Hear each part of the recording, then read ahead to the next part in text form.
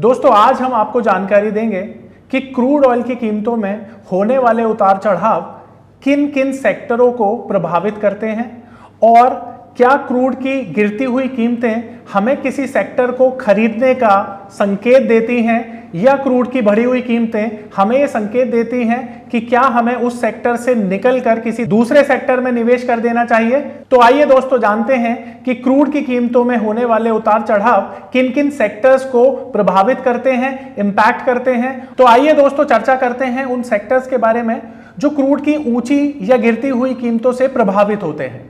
सबसे पहले हम बात करेंगे एविएशन सेक्टर। तो दोस्तों एविएशन सेक्टर के बारे में जानने से पहले हमें सबसे पहले यह समझना जरूरी है कि एविएशन सेक्टर का जो प्रोडक्ट है यानी कि सर्विस डिलीवरी वो एविएशन सेक्टर किस तरह से करता है। तो एविएशन सेक्टर को चलाने के लिए तीन खास चीजों की जरूरत होती है जो होते हैं इनके एयरक्राफ्ट यानी कि नंबर ऑफ प्लेन्स, दूसरा जिस फ्यूल का प्लेन को चलाने के लिए यूज किया जाता है उसे हम एटीएफ यानी कि एविएशन टरबाइन फ्यूल कहते हैं, और दोस्तों मैन पावर,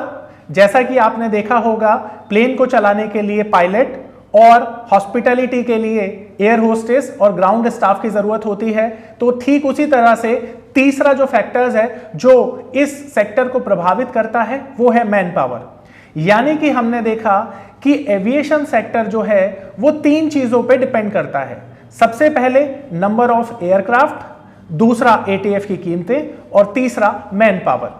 तो आइए अब देखते हैं कि इन तीनों फैक्टर्स में जो चेंजेस होते हैं वो किस तरह से एविएशन सेक्टर को अट्रैक्टिव या अनअट्रैक्टिव बनाते हैं। जैसा कि आपने देखा होगा दोस्तों, अक्सर क्रूड की ऊंची कीमतें इस सेक्टर के लिए बहुत नेगेटिव सेंटीमेंट क्रिएट करती हैं, क्योंकि जो एटीएफ की कीमतें होती हैं वो बढ़ने की वजह से इस सेक्टर के जो फंडामेंटल हैं वो नेगेटिव हो जाते हैं। क्योंकि जब कीमतें ज्यादा होती हैं एटीएफ की तो कीमतों के जो मार्जिन होते हैं वो कम हो जाते हैं, और मार्जिन के कम होने की वजह से कंपनीज की जो प्रॉफिटेबिलिटी है वो गिर जाती है। तो यदि आप एविएशन सेक्टर के किसी शेयर्स को खरीदना चाहते हैं तो आपके लिए ऐसा माहौल बेस्ट होगा एविएशन सेक्टर में खरीदारी के लिए जब क्रूड की कीमतें नीचे हों। तो दोस्तों किन कीमतों पर हमें इन्वेस्टमेंट करनी चाहिए एविएशन सेक्टर में, तो ये जानना बहुत जरूरी है। दोस्तों हमने अपने एक्सपीरियंस में देखा है कि जब भी क्रूड ऑयल $70 के ऊपर चला जाता है तो ये सेक्टर कहीं ना कहीं बहुत महंगा हो जाता है, और इस सेक्टर में हम करेक्शन देखते हैं अक्सर उन मौकों पर जब क्रूड की कीमतें $70 के बियॉन्ड में जाने लगती हैं।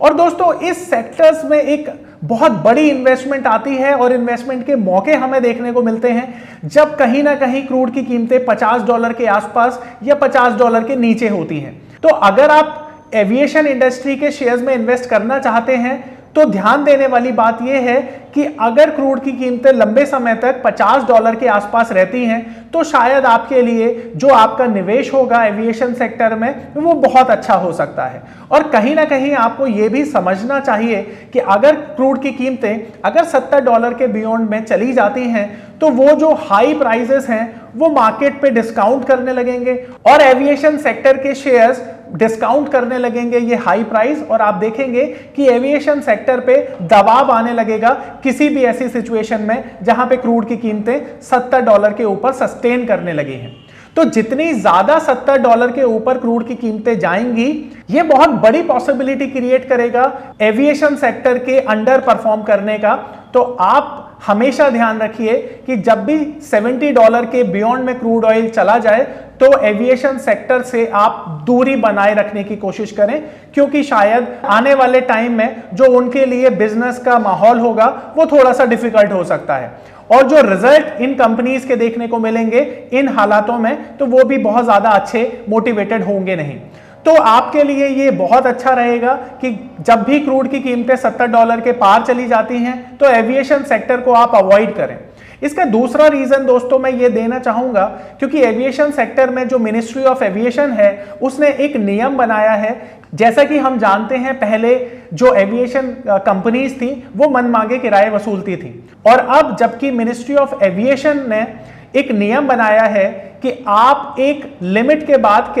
मनमाने किराए वसूल नहीं सकते हैं, तो इन इंडस्ट्री की जो एक अट्रैक्टिवनेस है वो खत्म हो चुकी है। और क्योंकि ये कंपनी मनमाने किराए नहीं वसूल सकती हैं और एक दूरी के लिए इन्हें एक सर्टेन किराया ही वसूलना होता है, तो दोस्तों इन कंपनीज के लिए प्रॉफिट करने के लिए ये बहुत जरूरी है कि क्रूड की कीमतें $50 के या तो नीचे रहें या $50 के आसपास रहें, तब ये कंपनियां अपना जो मुनाफा है वो बढ़ा सकती हैं। तो आइए दोस्तों चर्चा करते हैं दूसरे सेक्टर पे जो क्रूड की कीमतों से प्रभावित होता है, और दूसरा सेक्टर है पेंट सेक्टर। जैसा कि दोस्तों आप जानते हैं,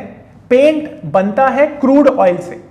जी हां, जब पेंट बनाया जाता है तो उसमें क्रूड ऑयल के कंपोनेंट्स को मिक्स किया जाता है केमिकल के साथ, जिसके बाद हमें फाइनल प्रोडक्ट मिलता है जो हम यूज करते हैं पेंट के तौर पर।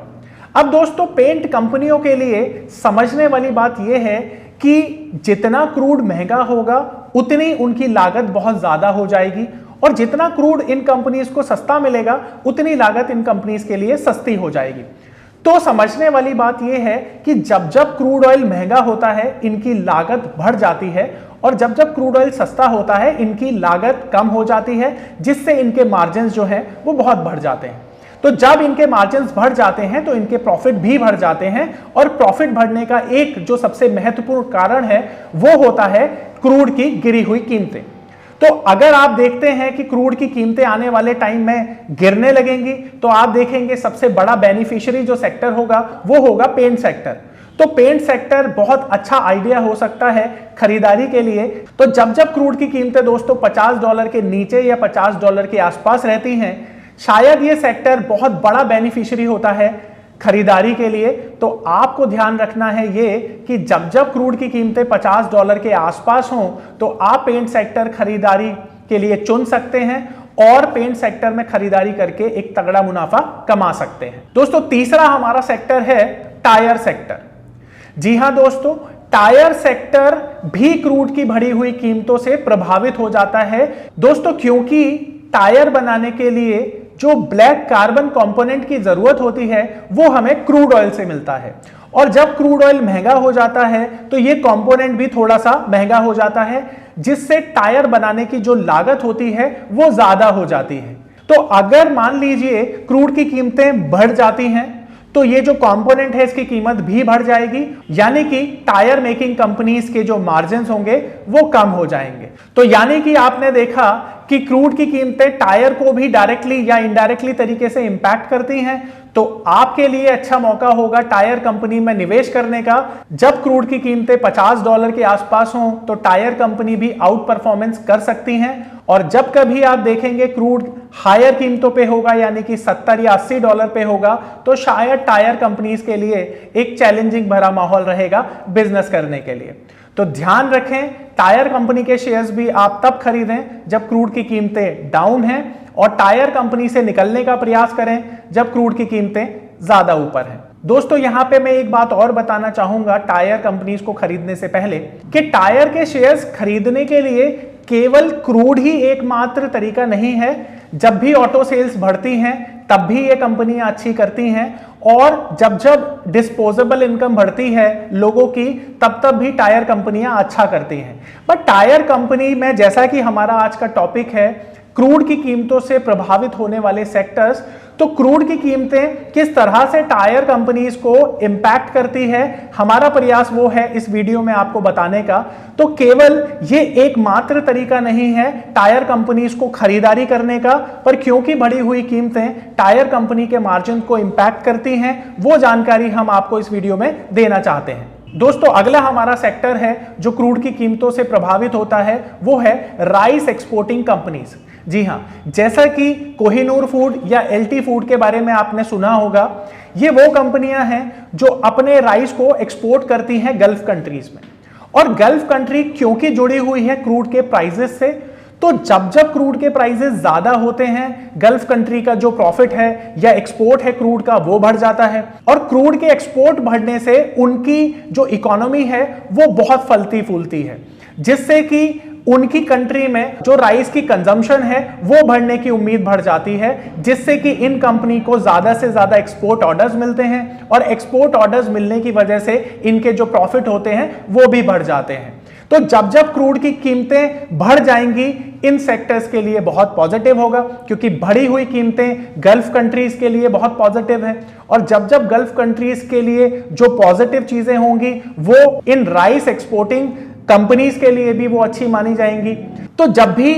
क्रूड की कीमतें ऊपर जाएंगी तो राइस एक्सपोर्टिंग कंपनी के लिए ये बहुत अच्छा माना जाएगा, और जब जब क्रूड की कीमतें नीचे रहेंगी तब तब राइस मेकिंग कंपनीज के लिए थोड़ा बुरा माना जाएगा। तो आप देखेंगे कि जब भी क्रूड की कीमतें ऊंची होंगी राइस एक्सपोर्टिंग कंपनीज के लिए ये पॉजिटिव रहेगा, और जब जब क्रूड की कीमतें नीचे रहेंगी यानी कि $50 या उसके आसपास, तब तब इन कंपनीज के लिए बड़ा चैलेंजिंग वाला माहौल रहने वाला है। तो आप देखेंगे कि जब क्रूड की कीमतें डाउन होंगी तो इनके एक्सपोर्ट भी डाउन हो जाएंगे, जब एक्सपोर्ट डाउन होंगे तो इनके जो मार्जिन हैं या इनका जो प्रॉफिट है वो भी लिमिटेड होगा। तो आइए दोस्तों इस वीडियो का सार जल्दी से जान लेते हैं। हमने आपको इस वीडियो में जानकारी दी कि वो कौन से सेक्टर्स हैं जो क्रूड में होने वाले उतार चढ़ाव से प्रभावित हो जाते हैं। आज हमने आपको जानकारी दी एविएशन सेक्टर,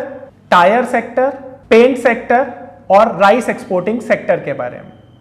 तो ये 4 सेक्टर किस तरह से क्रूड की कीमतों से प्रभावित होते हैं हमने आपको जानकारी दी। दोस्तों अगर आप भी सीखना चाहते हैं फंडामेंटल या टेक्निकल एनालिसिस तो आप भी हमारे ऑनलाइन या ऑफलाइन वाले कोर्स में एडमिशन ले सकते हैं, जिसकी सारी जानकारी आपको हमारे डिस्क्रिप्शन बॉक्स में दी गई है। तो दोस्तों मिलते हैं अगले वीडियो में कुछ नई जानकारी के साथ, तब तक के लिए धन्यवाद।